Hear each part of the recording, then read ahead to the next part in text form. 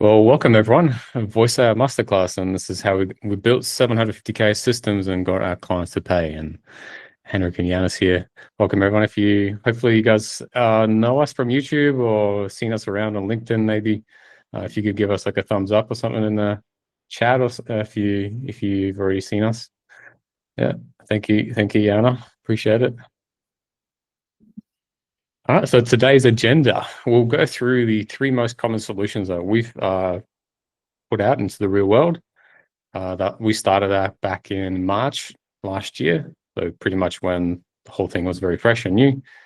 How we actually got those clients. We'll talk about how we actually structure our deals and offers. So how we actually deal with onboarding and doing all that stuff after. We'll talk about some pricing things that we've done, how our students are landing their first clients, and the tech stack breakdown. If anyone here is more developer orientated, and I'm assuming so because most of you are developers on my LinkedIn.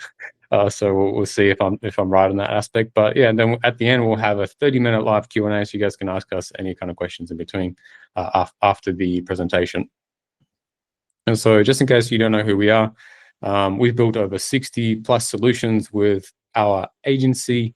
And maybe you want to go through these here, Yanis, if you're okay with that. Yeah, sure. I think I just cut out probably my internet, so I'm not sure. Right. Yeah, maybe you could just start on this whole slide by yourself then, just to start fresh.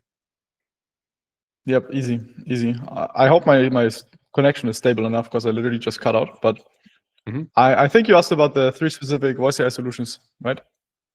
Yeah, you can't see what I'm sharing? I can. It just wasn't loading because my internet was a bit crappy for the last few seconds. So I just started the slide now. Okay, cool. So yeah, we, like you probably wrote here, we built over 60 plus solutions, and that is literally for the last 1.5 years. So initially when I started out on YouTube, I got so many different leads that I didn't know what to do with it. And Henrik basically joined forces with me very early on in the last year, probably around April, May. And since then, we've basically created tons of solutions. And these 60 is literally all over the place. That might be stuff from the small business owner, like your neighbor, pretty much up to the Fortune 200 publicly traded companies. Yeah. So it's a wide variety of what we serve there. And there are three specific voice AI solutions that we're going to provide today. And we provide them with examples, so you can stay really keen about what those are. It's going to be really, really interesting, because all of them have provided actually an insane amount of value. Like you've seen, for example, down here, where it says 750K in revenue. So that's literally a number that we generated for one of the clients with a single solution. And that solution upfront probably took us around 2 months, I think, to fully execute. So that's going to be a very interesting one. And yeah, we have been featured on the channel of Liam, which was on the left. I think we also have quite a bit of material in the next couple of slides, specifically from those videos. So anyone who wants to rewatch it or basically get a bit of a better breakdown, there's probably going to be the video of Liam as well, so you can check that out. And yeah, now because of the whole issue of having literally too many leads pretty much all the time around, like we are pretty much booked out for at least 1 or 2 months in advance, we had to find out a solution what to do rather than just declining all of those people and just not doing anything. So we decided to start training people and basically educating them in the space of voice AI and helping them to build either a business around it or just leverage voice AI for their business. So this is kind of like our big mission now, and we are roughly 10 months in, and it's super duper exciting because now we see people really crushing it. But I don't want to share too much about that. You're going to see it in the next couple of slides.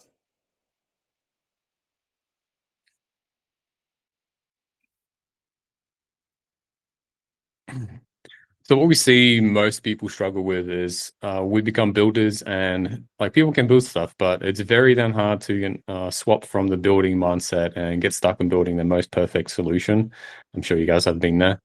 But then we have trouble getting leads or then can't sell. So what we try and do in the next 30 to 60 minutes is to give you a bit of a breakdown as to how you can start to generate those leads for yourself, and even take the numbers that we give you today and put them into your own discovery calls, and give yourself a bit more authority if you're still starting out or maybe new to the space. So we'll go through on how we got each client, how much we priced each deal that we had, and the exact tax stack that we used, and the high-level overview, and how our students are also replicating the exact same systems that we're using to help them have financial and geographical freedom, because that's our main thing. So use case 1, lead reactivation. This is probably my most favorite one because I put my heart and soul into this build. And basically what it does in this particular scenario is it grabs dead leads and it revives them. So what that means is a person will have, or your client will come to you with a list of people, and your job is to contact them either by calling them, SMSing, or emailing them, because that's the tech that we can use currently to contact people. And yeah, we mainly use the calling part for that. Yeah, the ROI and the money saved or earned. Maybe you want to take this one over, Yanis?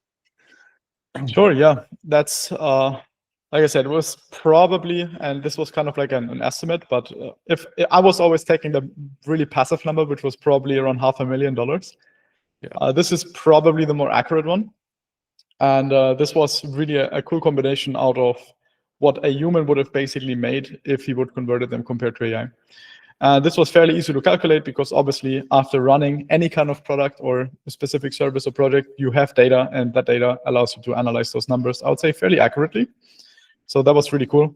And not just that, that solution also gave people, by the way, a purpose and a job. So I thought that was really interesting. And yeah, what Henrik mentioned here with the agency revenue, you can definitely display that.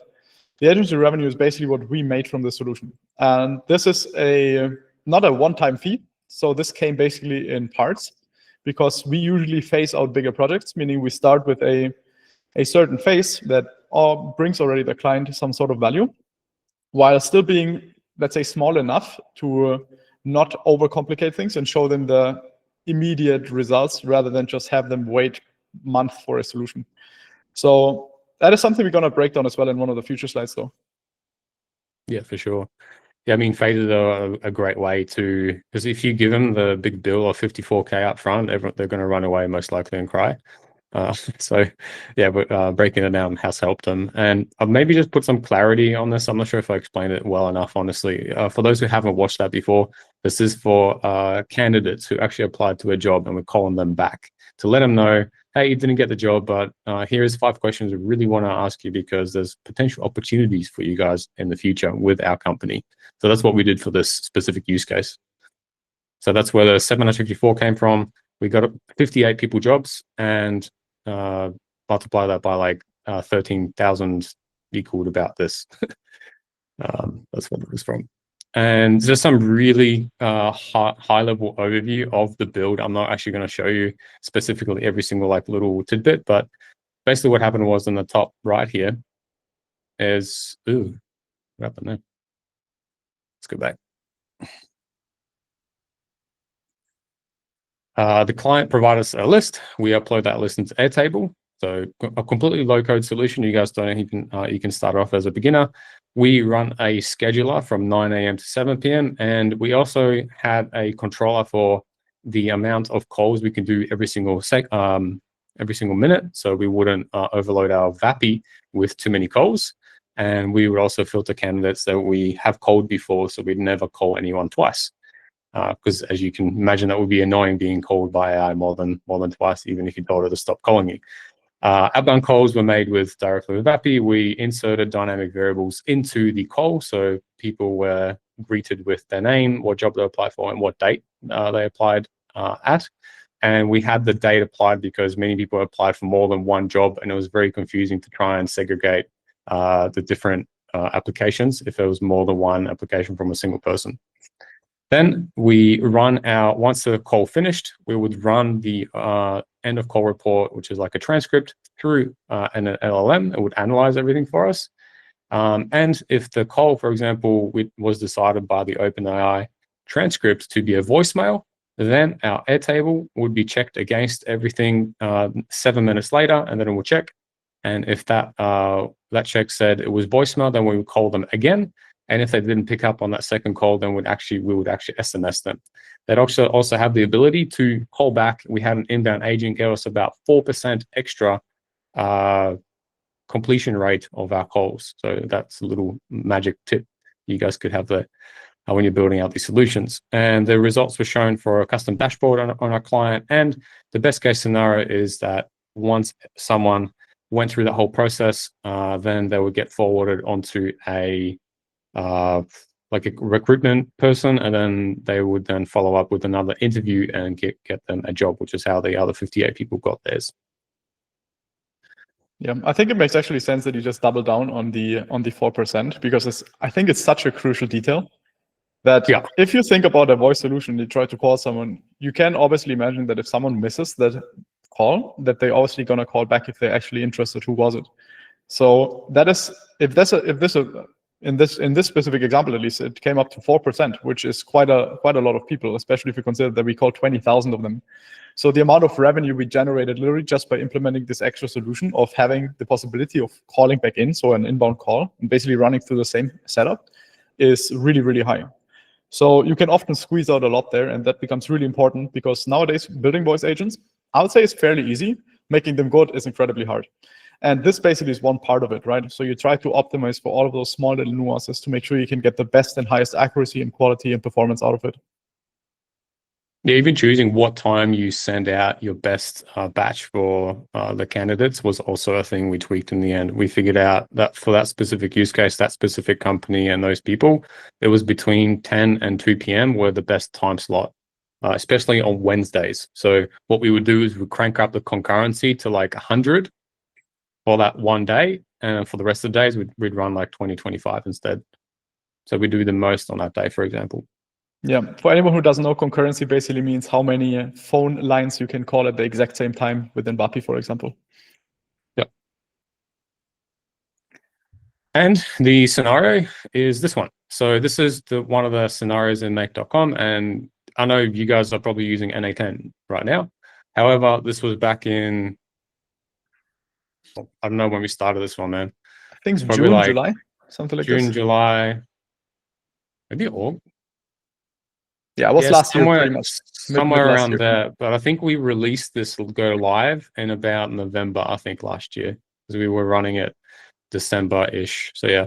Anyway, back then NA10 wasn't too popular. So this is the scenario. Basically, this part in the middle is anything that was deemed to be an actual live person picking up. This bottom part was anything that had to do with like voicemail or someone hanging up or whatever else. These red ones are the SMS nodes, for example, and these green nodes are the LLMs processing stuff. And then I had an open router here as a fallback, just in case OpenAI went down like it did one day, and I lost half of my hairs that day, because we had to go through like 2,000 calls and like fix them up. That wasn't fun. Anyway, so how do we actually get the client? Well, YouTube channel. That was our main way to get this client. They saw our content and contacted Yanis originally. And then Yanis gets on the call with them. Maybe did you want to talk about this at all, Yanis, or I can?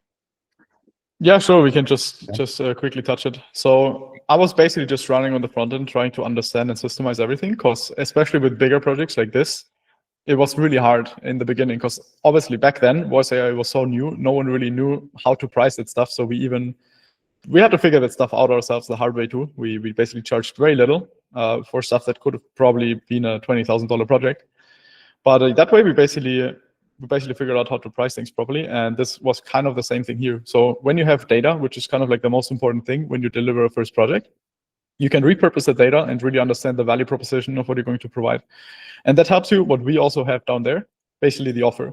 We can now confidently say on what amount of people we can most likely reactivate and the percentage to it, because we've done it before and we know what works and what doesn't. So for us, it's very easy to replicate things, which is something that only was allowed to us because we got the data. We have the data. We can really just use them. So that is something really, really relevant, and something that really helped us close some of those bigger clients more effectively.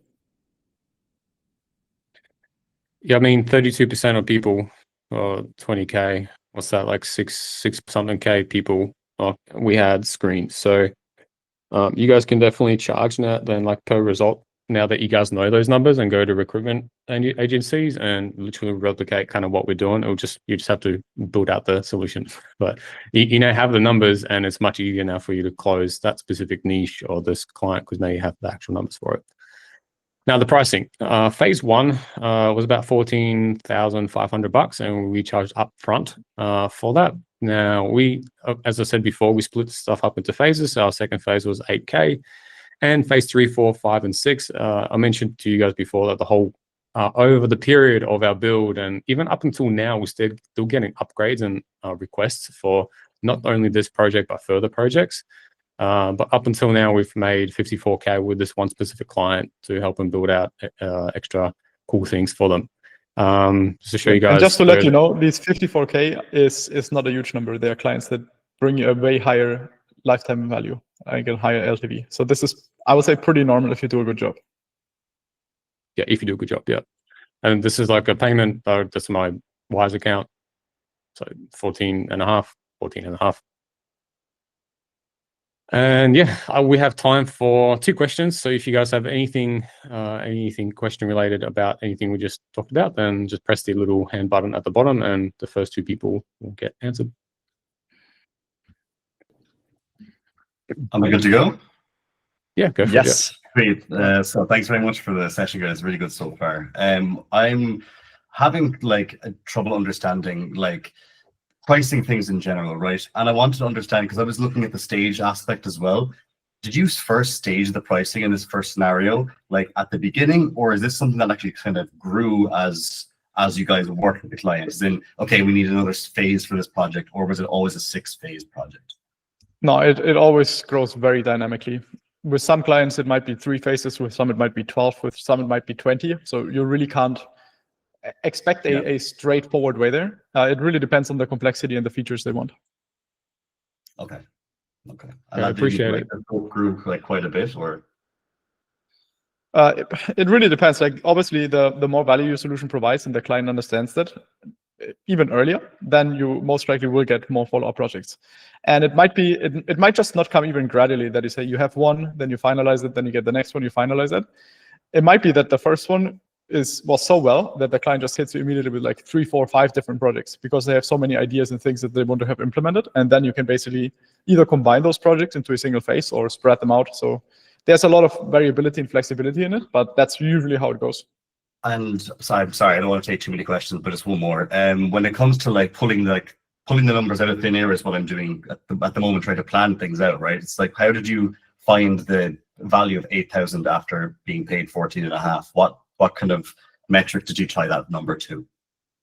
It was a bunch of it was like complexity, how much time we actually required from our side to build it out, and also how much perceived value they think would be based off the solution that we built for them. It's a bunch of factors involved in there. Did you have anything else on top of that, Yannis? Theoretically quite a lot, but I think we at least had to go through the hard way, because when I started out with voice AI, like no one even knew what voice AI like even is. I would say even the technical people. So there was no market and there was obviously no advice. So we also ran through the hard way, charging a client $1,200 for a $20,000 build. I think this one was one of the first ones. So at some point you just got a hang of what works and what doesn't. And the more you go into that, I mean, I also didn't come from a sales perspective or anything like that. So it was all basically learned literally just through the pain of figuring out by yourself. And that's what we kind of try to get rid of anyway, especially in our community as well, to give some more guidance on how to price things.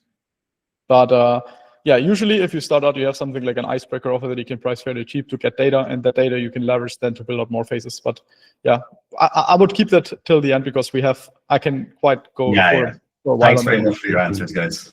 Yeah, of course.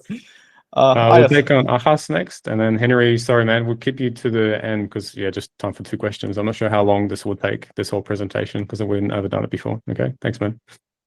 Ahas. Hey, hi, thanks for this session. I wanted to understand more from the lead generation perspective. I see you gave out one option as a YouTube, right? But content creation is long-term game, right? It goes like more of like over 6 to 8 months, right? So say someone starting right away and they want to kind of have some sort of low hanging clients which would help them to have their reputation across the industry, right? So how do we approach that sort of problem? Warm outreach, number one. Just contact your friends, family, anyone that you know, and with the demos that you create from Vapi or whatever. Just literally, that's the number one thing. To be honest, I get this answer a lot. I've been trying this one, didn't work out well. So I'm trying. There can be tons of factors. It can even be the way you approach them. If you try to sell people straight away voice AI agents, it's obviously not going to work. In fact, when we sell, we usually don't sell voice AI at all. We don't even mention AI in some cases.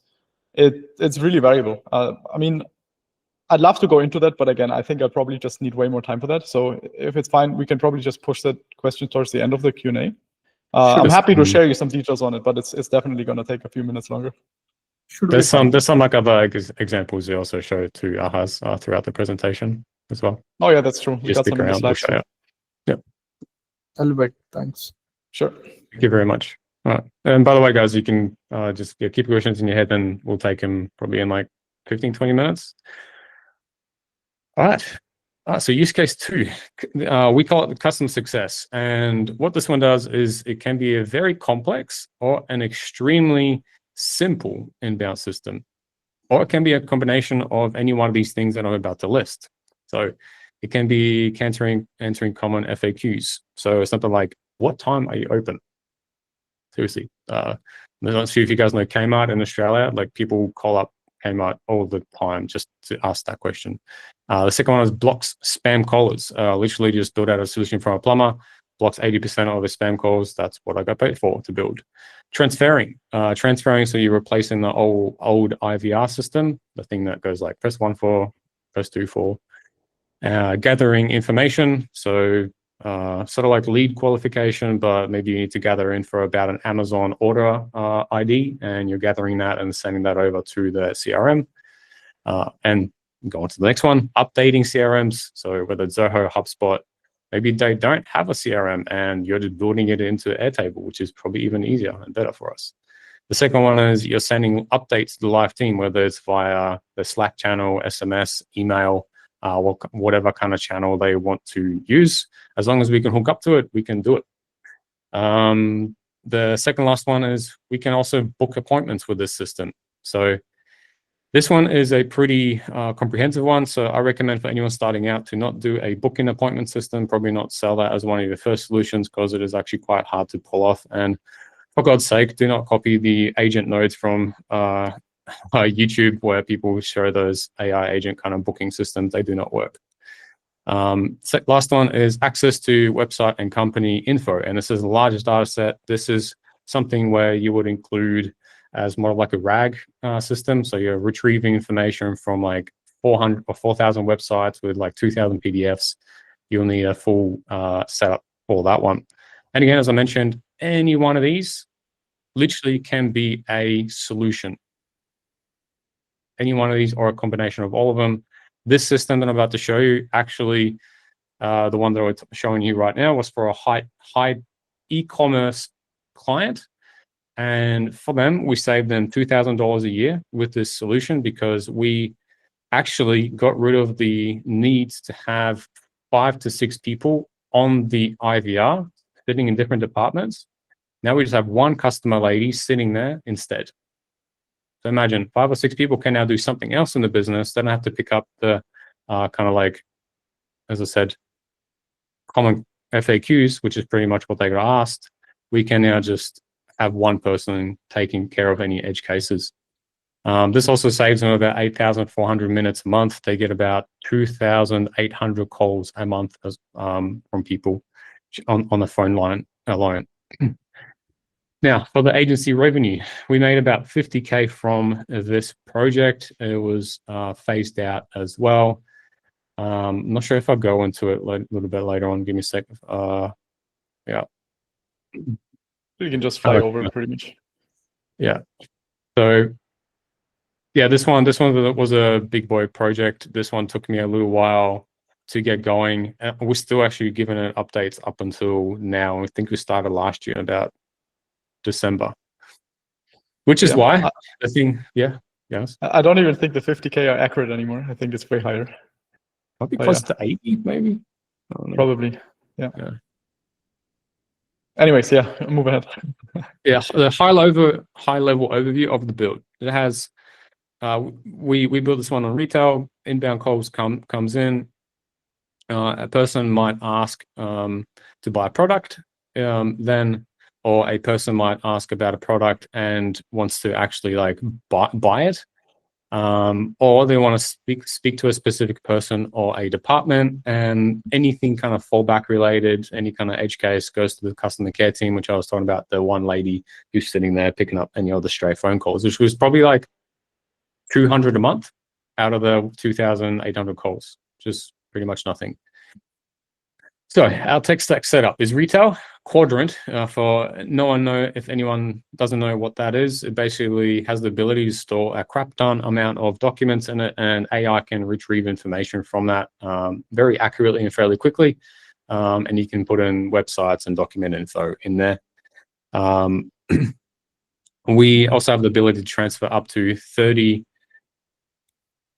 people and departments.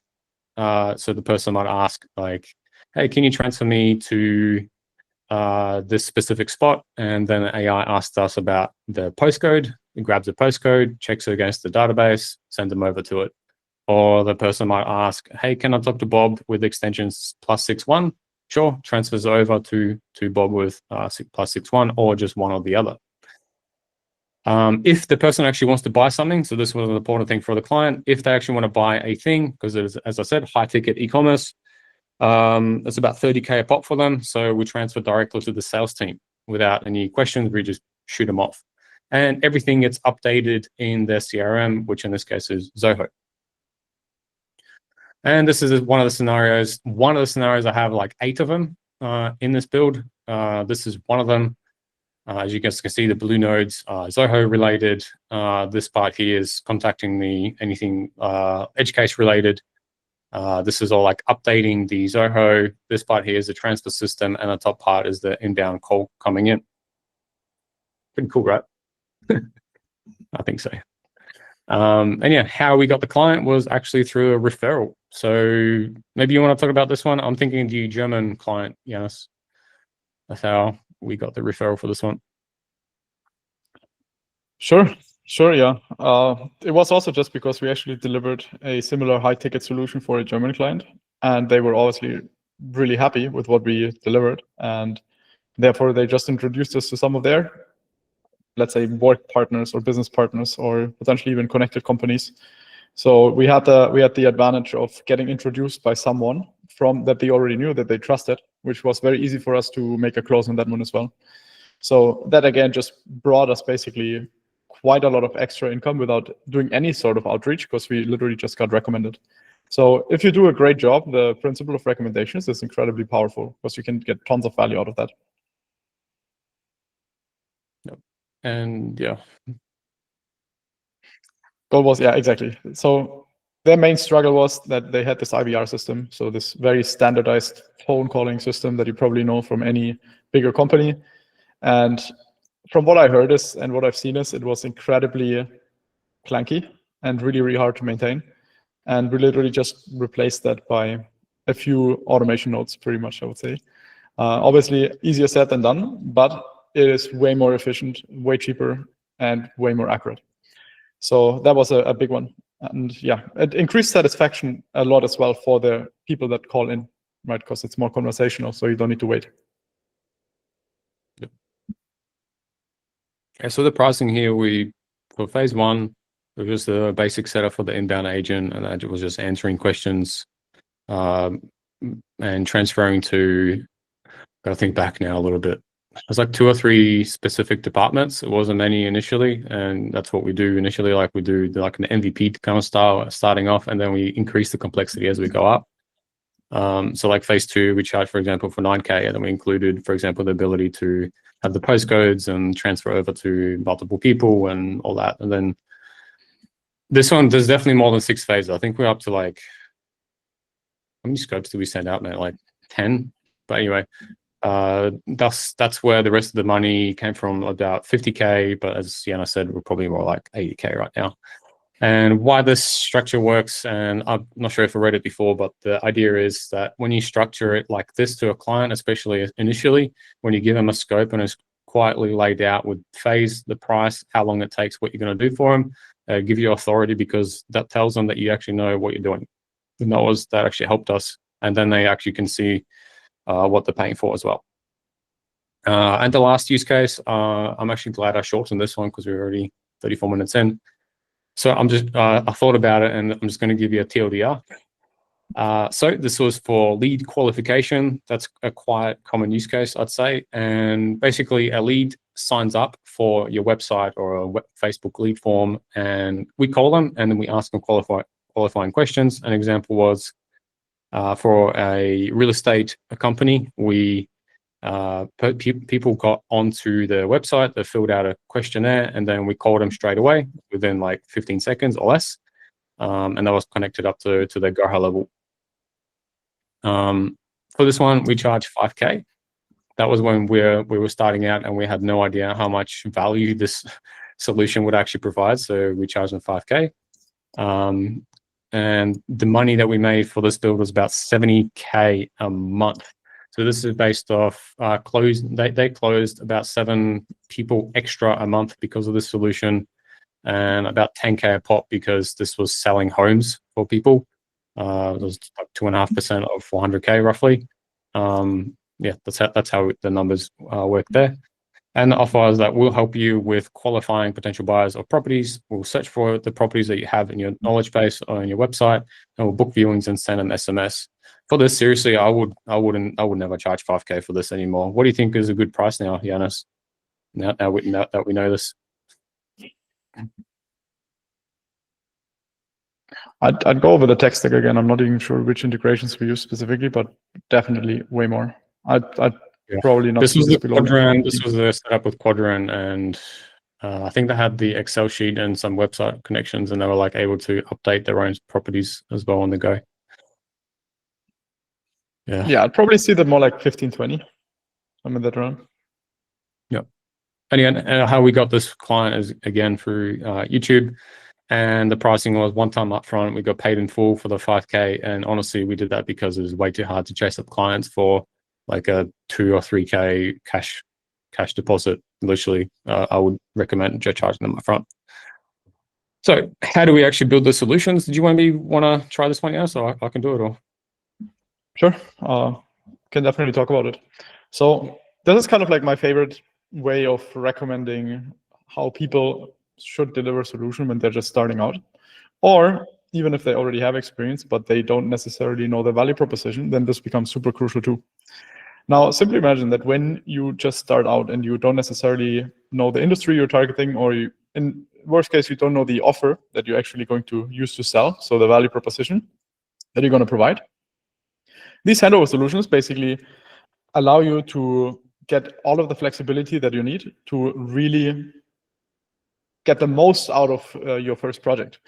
Imagine, like, the way this is designed is that a handover solution basically gives you access, or you basically get access to all of the client accounts, which means that they create them in their own name. So you basically create a solution that you can hand over, right? They have ownership of pretty much everything. That's handover solution.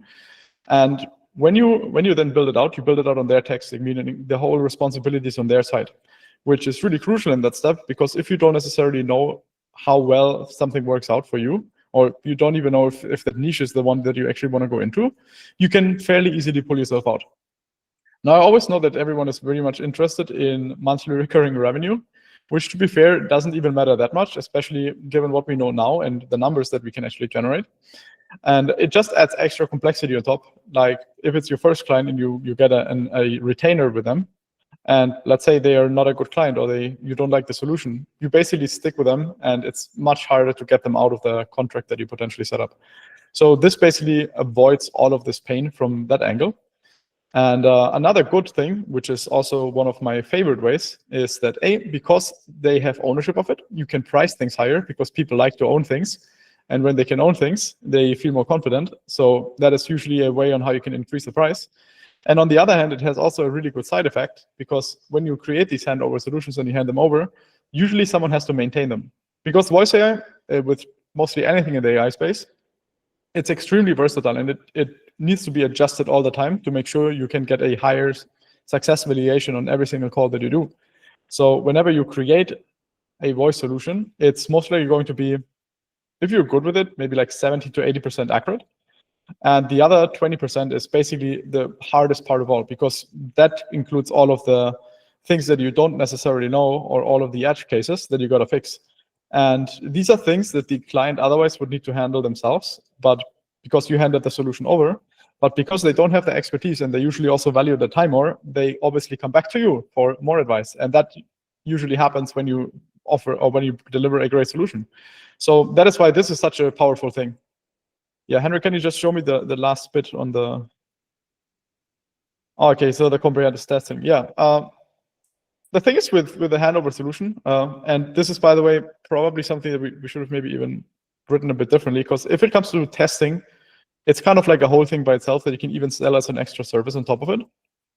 But the hard thing is, and that is the hard truth that you're going to face as well whenever you build something, the moment you implement it and you take it live, it's going to be worse than when you tried it yourself. It's just natural, because whoever is talking on the other line with your agent most likely interacts with it completely different than the way you would.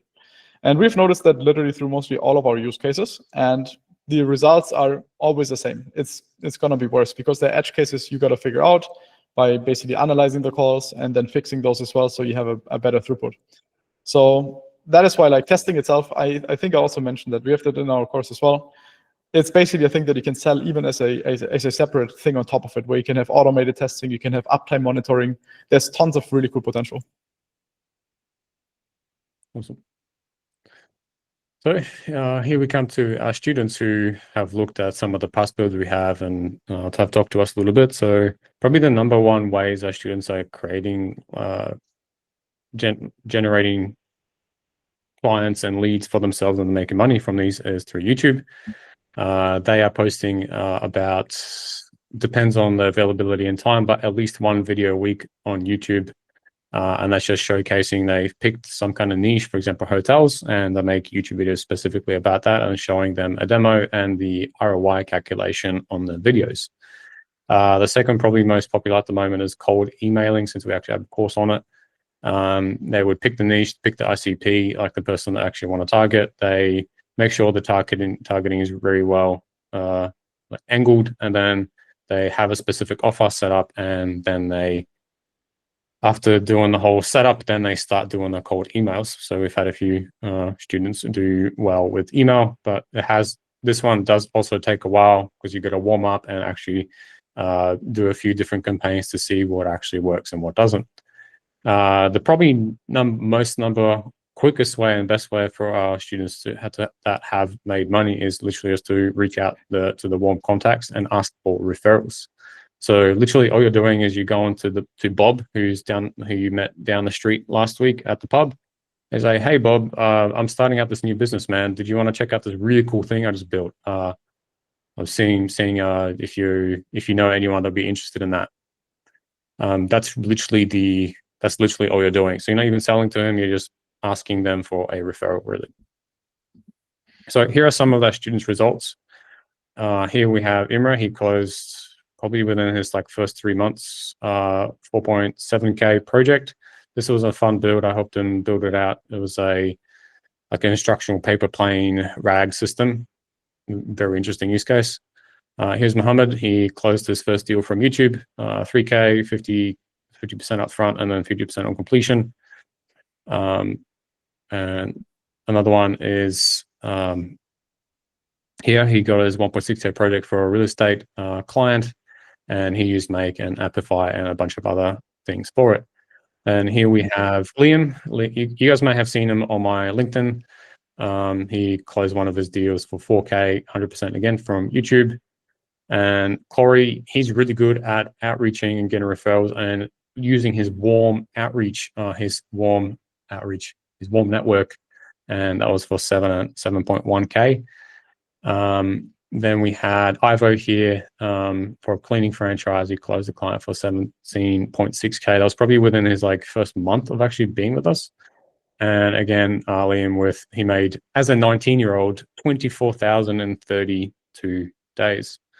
So if he can make it as a 19-year-old, I think that proves that anyone can. And he literally came to us without knowing any kind of tech at all before. So did you want to add maybe anything to that one, Yanis, while I'm on this one?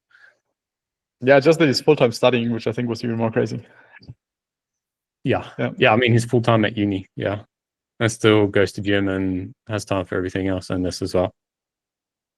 Crazy. So what you can do today, if you guys join us from LinkedIn and you're not aware of our school community, do you maybe want to find our link, please, Yanis, and chuck in the chat? You can join the school community. In there, you'll get a breakdown of all the 3 use cases that I just put up today, but in a lot more detail. And you can reach them by going to the classroom, and there's a secret chest in there that you unlock when you reach level 3. So you'll have that plus some other goodies in there. And in there as well, you have in that classroom all like a few templates and a couple of resources just to help you guys get started. And that's more than enough in there, I think, to get you start making money with AI if you want to. Again, no credit card, no catch. The link should be now in the chat. Yeah, that's literally fully focused on beginners. So anyone that maybe has heard of voice AI or tries to create the first solution or is hunting for the first client, this is pretty much the place where we try to lay out the foundations. So you can actually get started turning voice AI either into a business or just leveraging it as an entry offer, basically, to start a different kind of business or use it for existing clients. Yeah, I reckon in about 5 minutes, we'll take it to the live Q&A. So if you guys had any questions pop up along the way, please keep them there still on the most forefront of your mind. But for anyone who actually wants to get serious, we have the free stuff. But if you want to go from making 0 to your first client, like the students above, individual results vary. But we also like to qualify to make sure. Did you maybe want to word this one nicely, Anna? Sorry, guys, I'm not the best at wording stuff. Yeah, sure. Because maybe a very quick background story on why we have that in the first place. The big point of us is we wanted to start this whole thing to educate people and make sure we can get more folks work with voice AI that can help us build solutions. And every single time in school communities, it's like that everyone can learn at their own pace, which is on one hand great. On the other hand, the issue with that is that they often just drop off. And you got to think about our perspective when we try to teach someone. I obviously want to make sure they actually succeed. But if they just drop off, my time was basically not well invested. And that was at some point really, really depressing. So we decided to put some things behind our paywall and basically just qualify people that we believe are actually a fit. So that is kind of like a reason of just us qualifying and making sure that we can really invest our time and help people that actually want to get help or want to have help. So that is the main reason behind that. Yep. Awesome, man. Thanks, man. So if you guys are curious just what's actually in the program, we have a complete roadmap. We just completely revamped it. It's probably the best thing in the voice AI space by far. I'd say at least a 6K value there, and I'll show you guys a picture of it in the next slide if you're curious how it looks like, so you get a little bit of a peek into it. We also have one-on-one tech coaches, so you can ask them in the DM forum and calls. There'll be 1,200 value a month. And we also got a new outreach and sales coach just recently, and he does one group call a week and also does some one-on-one stuff as well, but that's at least a 1 month value, $1,000 value a month. And we also have a complete course on your business setup. So if you guys are not sure, you want to start up your LLC or something else, and you're not really sure how to set up your backends, we have everything that. And when I did that initially myself, it took me 3 months. It was so much time I wasted on that shit. I would definitely price it at least 4K for the peace of mind and getting that done. What it takes probably like 4 hours. It really varies where you're generally from, but the main point of this is basically putting into perspective how long it actually takes to get a whole business tech setup running, and that means formatting a company, and then also having the actual business tech setup. Because I've seen people spend months on a website when all it needs is literally just an hour, or maybe let's say 2 hours if you want to put in a bit more effort and make it nice and shiny. But that's pretty much it. Like there's not much more around that you need to actually get started. So we always try to over-engineer things, which is not necessary. And this business setup is basically a way where I literally just start a whole business pretty much in a fast track in like 3 hours, including the whole domain setup, branded emails, calendar booking setup, etc. So it's pretty cool. Yeah. Basically what I learned over my past 15 years. Yeah, you killed it. That was a really good course. Then we also have weekly accountability calls. We have so many people not knowing which direction to take, analysis paralysis. I mean, you guys been there, watch all the YouTube videos. You're not sure which thing to go for. So we actually create you actionable calls on group calls actually, and we track them together and help each other out. There's also like a shit ton of templates there. We have everything from VAPI, Make, Retail, NA10. Even just one template alone is, we sold one of those for about $4,000 for a client. And I mean, that's just one template. I mean, there's at least 30 in there. Yeah, you then should also mention the tools. We have like business templates too. Like, especially when you start out, having like contracts is pretty hard. So I think there's like predefined NDA agreements. We have statement of work, established contract agreements in case you work with enterprises. So there's quite a lot of value in there. Yeah, peace of mind for that for sure. And I spend a countless amount of hours prompting AI, but like by hand initially. And that stuff was extremely painful. So for anyone starting out in the voice AI space and you actually don't want to learn prompt engineering and just want to start making money as soon as possible, we have this tool called Prompt Master, and he'll literally just create you voice AI prompts in minutes. You don't even have to know what Markdown is. You just talk to it, create your prompt, copy and paste in the VAPI or Retail, done. We get a lot of good comments from our community about this one. That's probably the most used tool we have. Now we also have exclusive discount codes. I literally just yesterday used my Airtable discount code to get $1,000 on my Airtable. That was fun. But there's probably like at least 10K plus in there in those codes alone, aside from that one. And we also get from our community a lot of comments that the reason why they join us is for the community by itself. And I really cannot put or stress the value of community, because who else out there actually understands what we're doing? I mean, you go talk to your mum or your sister, they have no bloody idea what we do. So like having people that are like-minded, such as yourself or like myself or Yanis, that you can talk to and actually understand what you're going through, I don't think you can put a price tag on that one. Alrighty, so while you guys had your questions in the most front end of your minds, you can just push the little hand button at the bottom there and ask us anything voice AI related or anything that came up along the way.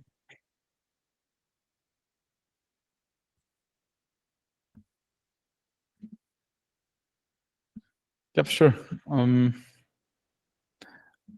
The link, by the way, the link is not like a checkout link or anything. We generally don't just take on people, but it's actually a qualification link. Because like I said, initially for us, it's more relevant that we work with the people that we believe are consistent enough, I'd say, to execute on certain things. So that's just the point I wanted to point out. Yeah, there we go. Am I pronouncing your name Ayas or Achas? Ajas.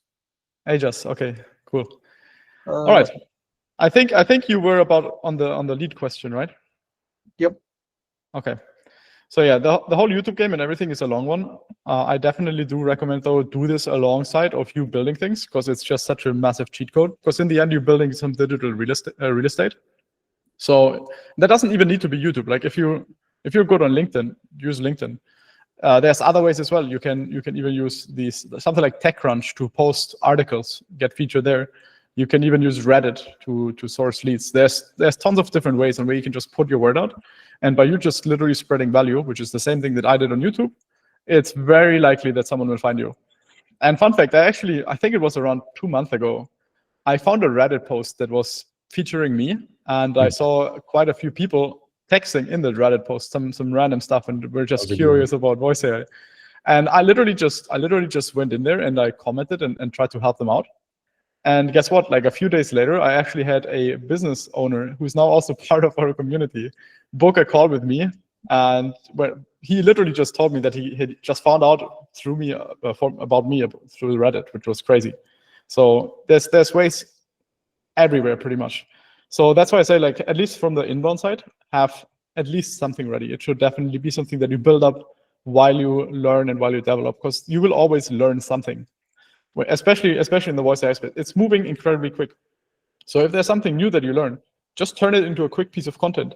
Try to practice it, and in the end, you'll probably have a document or a voice agent or whatever, and just share that with people. Just share it, get feedback from it. You always have something to learn from someone else as well. So that's amazing, and definitely something I recommend. And if it comes to any outbound methods, it's definitely a bit harder, especially if you do them cold. So whether that's cold emailing or cold calling or basically anything else, you really need to dig into the emotions of why someone wants to purchase something from you.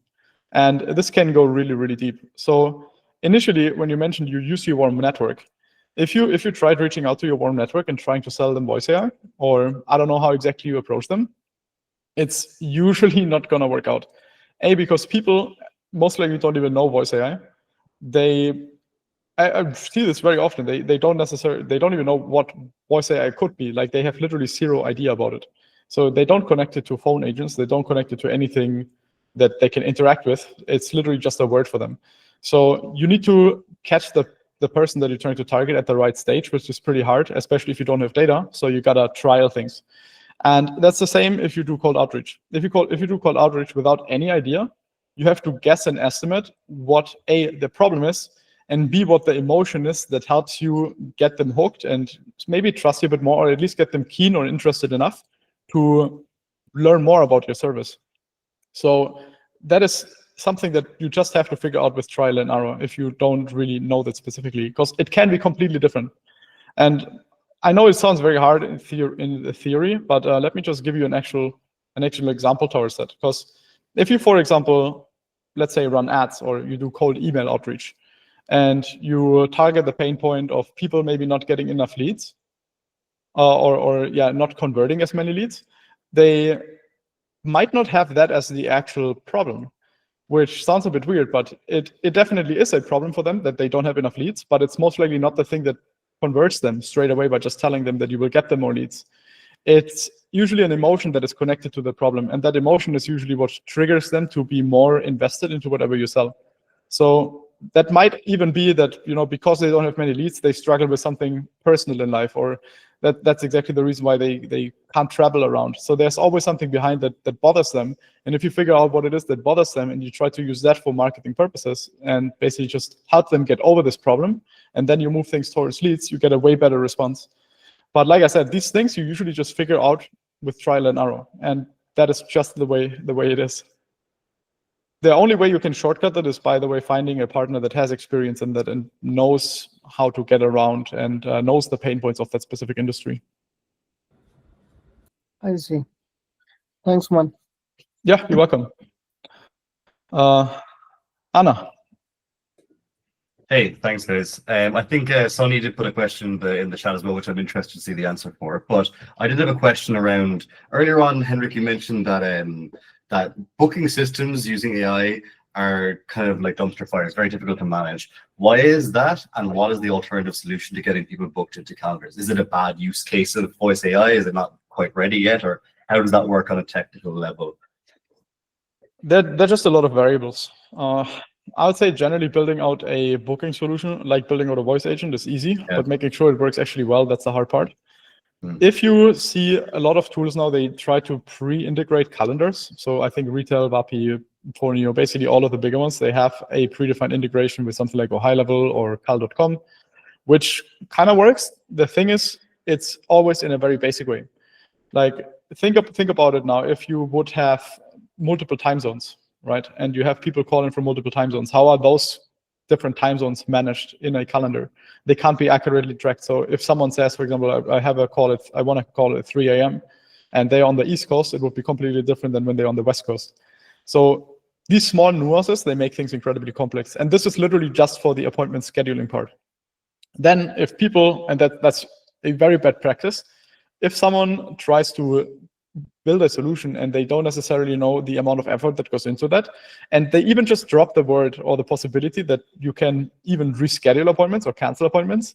The things become so much more hard. Yeah. They become incredibly difficult because then you need some sort of state management, and you need to track somewhere these appointments so you can manage them again from within the same phone system. So the complexity around that just becomes really, really intense, especially as well if you want to have extras like round robin, if they have, for example, multiple agents that want to call in. And what if someone are on holiday? And what if there are some holidays in general that are not connected to a specific person? All of those questions will usually arise, and that makes it quite a lot more complex to actually fulfill that. That makes sense. So it just means adjusting the, I guess, budget assigned and the amount of time you have to complete that project. I mean, it seems like a very delicate issue, very difficult issue to deal with. Looking down the barrel of like deploying that to somebody, what would be your initial approach, this is the first problem I can solve and how to solve it? Well, you always try to go for a minimum viable product, right? So the easiest thing that you can potentially implement, that might even be just a specific use case that you're trying to take care of, which you know the business does, and maybe you do it even for free. Depends on which stage you are in your business and how you get these clients. But generally just having like what we call the icebreaker offer, right? Something very easy to deliver, doesn't take much time, and can be fairly easily templatized. That's usually what you want, because you just want to gain trust and authority in the beginning, so you know exactly how to say higher ticket solutions after. If it comes to how you can get around these things with the appointment setting, it's usually coming down to the scope. Like when you create your scope, you want to make sure that you mention those things, and you can only mention them once you know them. So the unknown unknowns, again, are usually against your favor. And that is usually something that just either you figure out by asking people like us that went through that. We have like literally predefined forms where we ask those questions and we collect them. Or you just basically try to think of which complex parts could appear. And that's a bit hard because we often come from a technical point, but these are usually more utility focused issues. Like you can implement a calendar, but knowing that you need round robin is usually something that depends on the business. Yeah. But I would always have some sort of clause in the scope that in case there are any things that are outside of the scope or require extra attention and weren't considered in the initial build, we would usually just charge them separately as a separate additional project. And that may either be that we have a separate statement of work, or we just incorporate it into a phase 2 that we already work on anyway. Okay, thanks very much. Yeah, sure, you're welcome. Henrik, there was one last question in the chat, by the way. Maybe that is some that you wanted to go over from Sonny. It's okay to use PipeKit or LiveKit with on-premise. Yeah, I mean you could self-host. You can self-host any one of them. So for sure, why not? That means you would need to bring in like the LLM model and everything else. I'm not sure if that would work on premise. I mean, it would work on premise, but it depends on the version you run and how the inference stack looks like. But it's usually going to be a lot more pricey. Yeah, man, this like will be quite a lot more pricey. Yeah. If you really want to run an on-premise LLM, you'd be easily looking at like $2,500 a month. Say it's like a how big was a good version. Thing that you hired from? Was it Droplet? What were you running yours on? Based-in? Yeah. It doesn't matter if Based-in or Cloudflare, any kind of GPU provider. For a good server, you at least pay $2,500 a month, like without problem. And that's just runtime. That's just runtime, yeah. So as long as it's active. So it's possible, but honestly, Sonny, I would just do like if you need to keep the data safe, you could just build something with, for example, retail and then possibly AWS, or I mean, you could just do LiveKit and then straight into AWS, because they have lots of safety procedures on AWS, especially like HIPAA orientated ones.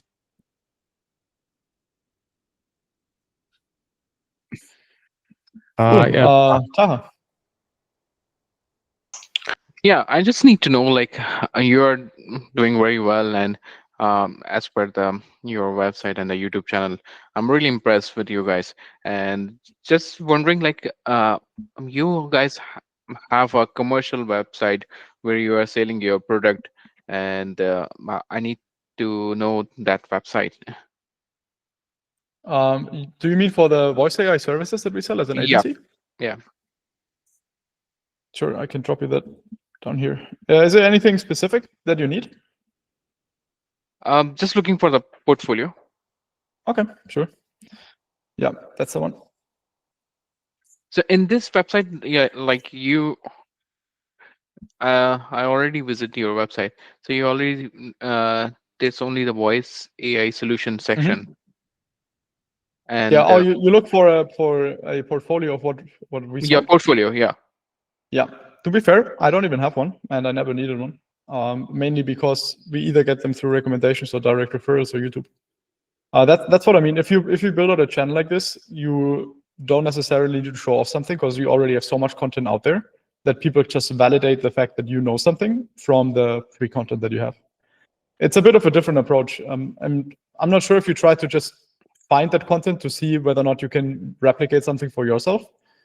But if that's the case, I think we have quite a few use cases that you could potentially learn from, even the ones we showed now in this Q&A, which are part inside of our school community.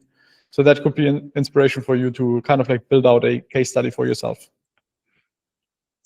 Okay, I will definitely try and see how it's worked. Sure. Thank you very much.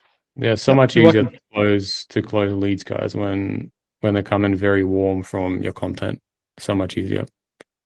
Much easier. So much easier. Yeah. Henry. Nice. Hey, thanks, guys.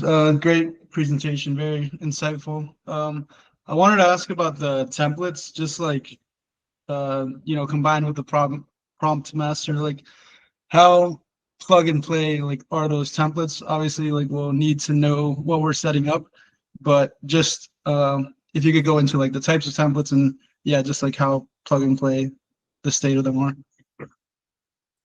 Yeah, good question. There's Yeah, so much variability in it, I think, for templates in general, that like if I hear plug and play, usually my ears like turn the opposite way, and that's mainly because I know it just never really works out that way.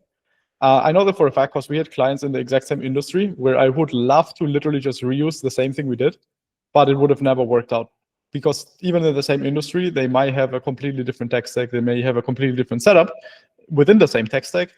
So the best case you can do is always reuse parts and just A, use it for learning, and B, for taking parts of it and basically repurposing them for your own automations. So as much as I know that people just want to have a plug-and-play system that they can implement, that would work, but only if you don't care about the results you bring to the client, because they're most likely going to be garbage if you just take a template straight out of the box.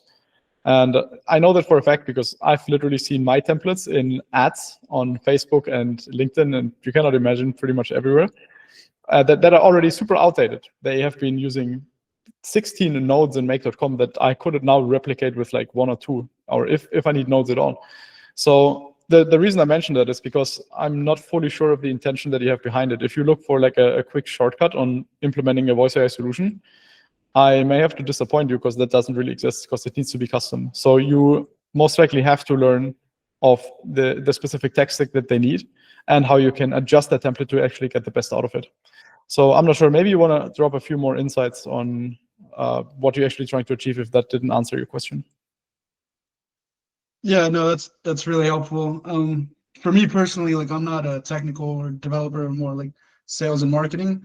So I'm just wondering like how much of a learning curve is there, for a non-technical person, or yeah, basically like are those things usable out of the box, or am I still gonna, have to get in there?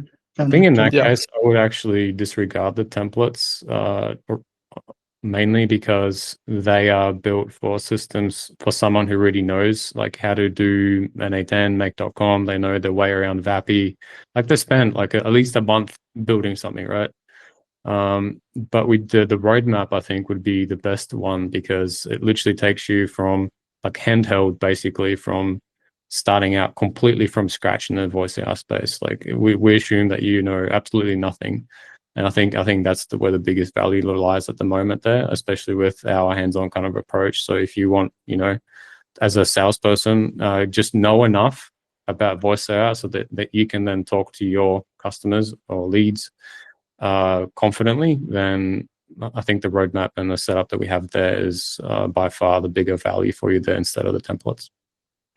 Yeah, we always talk about like a 70-30 split. So I always recommend spend 30% on understanding the tech, because it becomes so important in pretty much every aspect, even if you're not involved in the tech itself.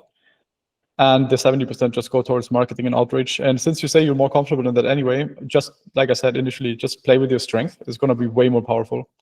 And communities like that, even in school, if you need a technical partner or someone that can help you build those products, great, definitely find one. But again, I recommend at least building a few demos yourself, maybe even using those templates just to study them and understand how the things are working in the backend, because they will help you as well to, for example, quality control and actually see whether or not a developer or an engineer you hire does a great job and is actually paid as per their skill set. Yep. Awesome. Thanks, guys. Yep, you're welcome. Salah. Hello, Yanis and Henrik. I just already jumped into the live. Hey. I wanted to ask about something about the recruitment niche. And well, basically, I've been chatting with a potential client I've met in a networking event here in Spain. And I want to know if exists an entry offer or a simple voice AI solution that I can provide them, just initially to make them see the value. It's very hard to say with the amount of details we have. There goes usually a lot into that. Do you have some more info on like the industry they're in, what they're currently doing, maybe even their company size, etc.? Company size, I didn't research too much. I think it's a small business between, I think, 10 and 20. And they, if I'm not mistaken, they focus on engineer jobs. On engineering jobs? Yeah, engineering jobs, yeah. On what is their goal with I'm trying to understand, are you in contact with them already, or is it something you want to be in contact with, or? No, I was talking to one of the headhunters, if I'm not wrong, and the marketing director. She wanted to automate some parts from the marketing CRM, and I just wanted to offer them something related with voice AI if it is interesting for them. I wouldn't rush that, honestly. Like if they already have a specific need for automation, go for that. Just implement something that shows them that you have trust and authority. It gets you way further in the beginning. So I wouldn't really just pivot things to voice AI. Just deliver something really, really solid. And then once you've delivered it, then you can hit them with some additional things where you see potential. So you can actually create just some really nice outlines, maybe in Figma or Miro or something, where you just outline the possibilities of maybe use some voice AI agent or potential other automations that you've identified while implementing this one. So I would really not just rush it towards voice AI. Just take whatever they actually need help with, because that's already obviously a way stronger indicator, and make sure you deliver the craziest possible solution to showcase them that you actually know what you're talking about. Okay. Yeah, and then just double check, because you mentioned the headhunter, that he works with the people, and I think you mentioned like a manager of some kind. Then I'd talk to the headhunter again and just double check whether that's actually what he thinks he needs. Because she thinks he might need that, but then he might actually need something else. Just double check. So just go back to the manager, just ask him like simple questions. Is this, if you were to spend your time and money onto this, would this be the best use of our like resources? Maybe they could think of something else. Okay, I get the point. Thank you, guys. Yep, you're welcome. Johan. Evening, everyone. Hey. Two very quick questions. I see in the school training material we jump around quite a bit. Like for instance, like the third level, if you unlock it, there's some videos in there that half supersedes some of the training material to a certain extent. Should we rather just concentrate on the main training material, like for instance, setting up your first inbound and so forth, and then move on to a different package? And is there a different package or level after this? Really, I wouldn't say. I mean, the way we structure this is obviously trying to understand on how we would recreate the journey that we had, but making sure that we can be as efficient as possible. So rather than that, two quick things. A, are you really technical, or are you less technical? I'm reasonably technical, but old age is a bit of a bastard as well. Okay. So it sounds like then you're more into marketing and sales. No, not really. Actually, I'm learning to do workflow and processes from scratch, which has been a bit of a challenge, but I'm getting there. It's simply just repetition. The main thing, or the way that I personally learn, is that if I do something, I need to repeat it a few times afterwards to get it into my head, basically. So obviously I know we did the first one, like Dory, as Henrik uploaded for us. So you get Dory, and then you get the next one, and so forth. But it's just that repetition that I need to work through myself to get through to it. So I'm learning everything, and I'm hitting my head quite hard, and it's probably the best way to learn. But I'm just trying to make sure I am following the correct structure from my side, so that I don't F up. Yeah, I mean, I'm happy to help you though. I think we can probably customize it a bit more so you get more value out of that, because it's always usually a bit more individual. It's fine. It's just, no, I mean, it's just literally asking a few questions. So, okay. I mean, what is it? What is it that you'd like to focus on? Is it going to be the tech side in the future, or the sales marketing, or potentially something completely this different? is basically leading into my second part of my question. I've partnered up with a friend of mine, and he's more on the sales side, and he's got the social proof as well. He's got a luxury rental car business, and he's marketing his skills and his advice as a consultant to some of the car rentals within the States. So in that regard, we are getting people in, but we've not been able to sign a lot of people yet, because simply the fact is that some of these guys are just happy having their 2 or 3 cars, and that's it. But we have the social proof. Do you understand? So I'm trying to get this underneath my kneecap as quickly as possible, so that I can advise him and we can get this building out. Because again, as you guys mentioned a couple of times in your videos, and some of your videos is almost a year old, this industry is growing. It's growing fast, and you need to get in now as soon as possible. Yep, true. I mean, in that case, I would definitely recommend just stick a bit more towards the tech side. Learn how to build a few basic solutions, and potentially even with your partner, research the specific industry that he's actually trying to target. And just literally use AI or something to come up with potential solutions that seem viable, and try to build those out for yourself as an MVP and create demos around it. Then you literally just record a few demos of those agents for yourself, and you just pass them along to your partner. Nowadays, especially, it's so much better to sell the magic by showcasing demos, because most people don't really understand what voice AI is. Because I saw that Vappy also offers a demo link where they can literally just click the button and they can talk to the bot itself. Yep, correct. You can use that. And what was the last part I had quickly? No, I forgot. I'll jump in another Q&A and ask another question another time. But thanks, guys. I appreciate it. Sure, yeah, you're welcome. No worries. Cool. That's it. I think if you have no other questions, thanks everyone for joining. That's super exciting. Always love helping you guys. And yeah, if you have any questions, you know where to find us. We're going to be in the School community. Link for that is in the chat here as well. I'm just going to post it one last time for anyone that joined after that. But other than that, I definitely recommend just try to stick to the schedule we have there. It's, I would say, pretty straightforward, and in a way on how I believe it makes most sense for someone that really is just starting out.